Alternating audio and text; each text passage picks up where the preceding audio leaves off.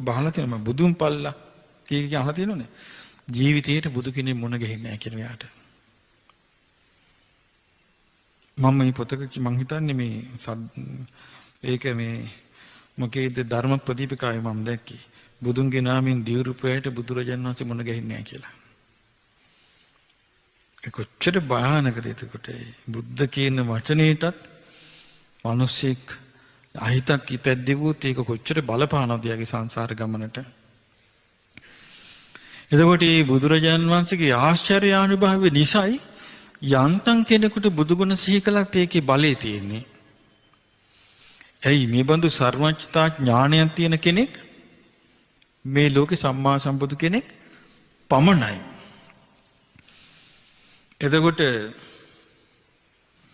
දැන් අපි ගත්තොත් පසේ බුදුරජාණන් වහන්සේලාට උන්වහන්සේලාට තියෙනවා තමම නිකලෙස්ව තේරුම් ගත්තු නිකලෙස් ඒ කියන්නේ කීනාසව භූමියක් තියෙනවා. නමුත් සර්වඥ භූමියක් නැහැ. ඒ සර්වඥ භූමියේ තියෙන කාටද? සම්මා සම්බුදුරජාණන් වහන්සේ නමකටයි.